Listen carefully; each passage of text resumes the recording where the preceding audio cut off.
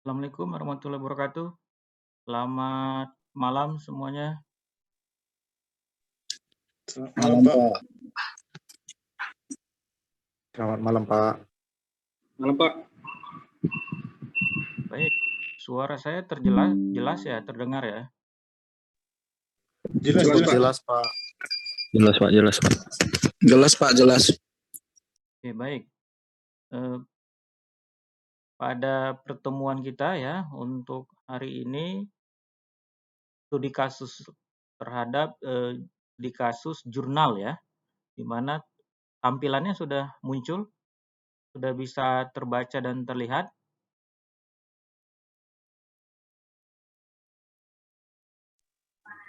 Nah, di mana artikel jurnalnya tentang survei IoT, Internet of Things dari sisi arsitektur ya. Nah, dari sisi arsitektur kita ini pembahasan nanti tentang IoT ya. Nah, sebentar ya, kita di bab satunya. Ini dia. Dari bab satunya ini merupakan device ya, komponen device dari IoT. Ini gambarnya ya.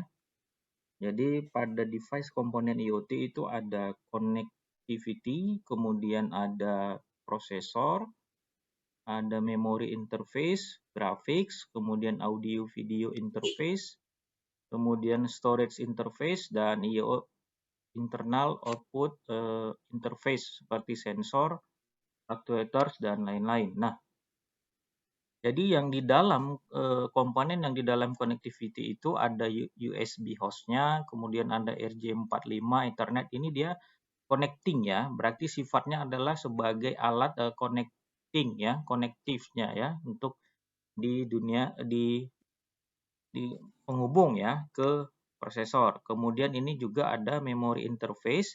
Nah, di dalam memory interface ini ada gerbang logika ya, NAND atau NOR, kemudian juga ada DDR1, 2, dan 3.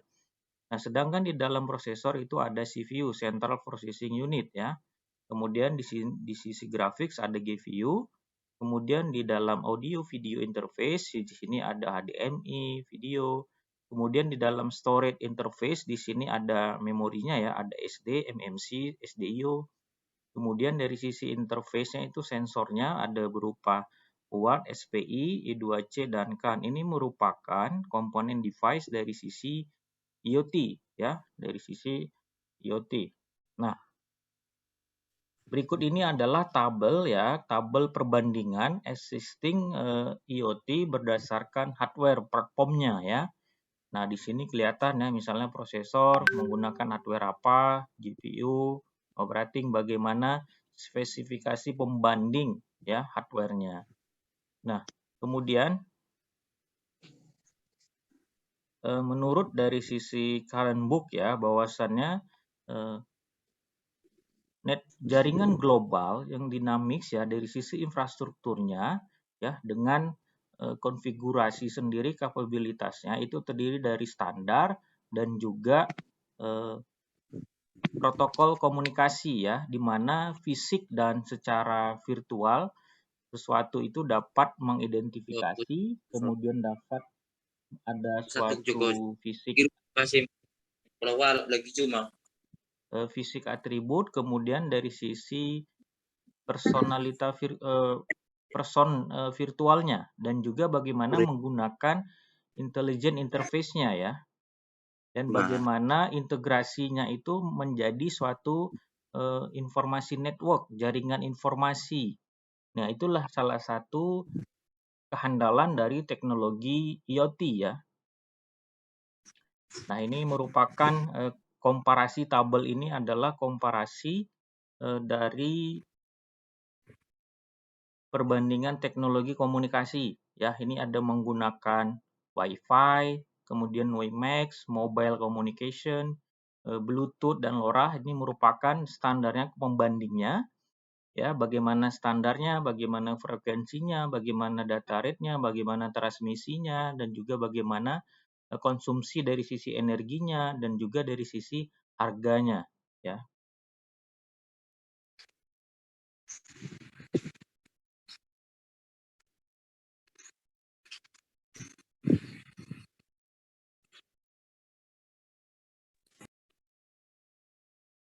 Nah, karakteristik ya.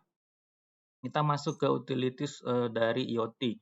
Nah, karakteristik dari IoT ada beberapa faktor ya. Yang pertama itu adalah dynamic and self-adapting ya. Berarti bagaimana ya device IoT dan sistem ini seharusnya dapat capable dan dinamis ya dengan perubahan konteks ya, dan dapat mengambil suatu kondisi kita melakukan sesuatu ya dari sisi misalnya di sisi lingkungan kita, bagaimana misalnya ya bagaimana kamera seperti surveillance, berarti kamera itu bisa melihat ya, contohnya bisa mengetahui di sekeliling kita. Nah, itu juga secara dinamik ya.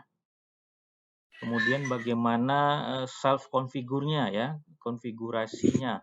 Kemudian bagaimana yang ketiga, protokol komunikasinya antar verbal, kemudian identifikasi yang uniknya ya, kemudian integrasi ke dalam jaringan informasinya ya.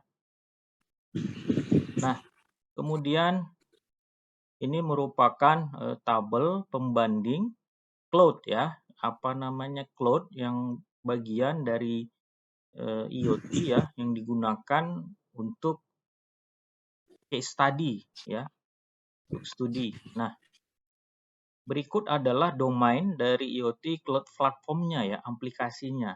Nah, di dalam aplikasi domain dari IoT itu, cloud platformnya itu ada aplikasi development, bagaimana pengembangan aplikasinya. Kemudian ada device management, nah bagaimana manajemennya yang dikelola, dan juga ada sistem manajemen, kemudian ada heterogeneity management, kemudian ada data manajemennya, kemudian ada analisanya, kemudian ada deployment manajemennya, kemudian bagaimana monitoring manajemen, kemudian secara visualisasi, kemudian dari sisi risetnya. Nah, ini merupakan suatu domain platform ya, jika kita mau menggunakan suatu aplikasi IoT ya.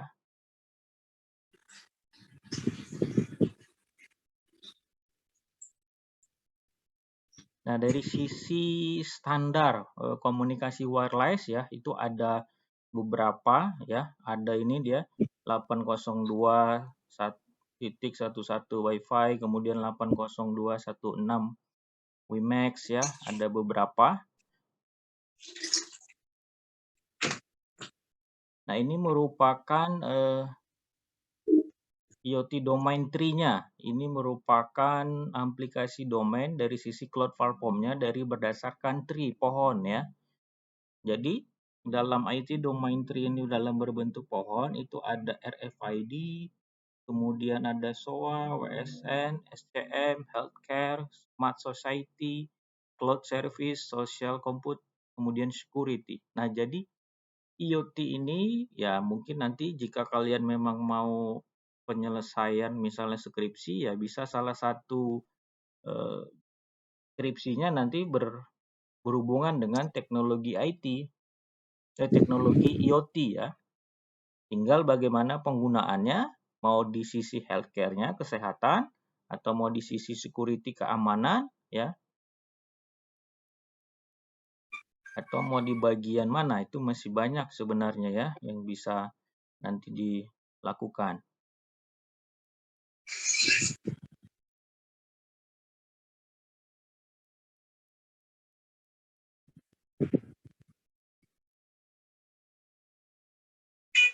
Oke. Nah, jadi pembahasan kita pada hari ini terkait di bab 1 itu ya, utility dari IoT pada arsitekturnya. Nah,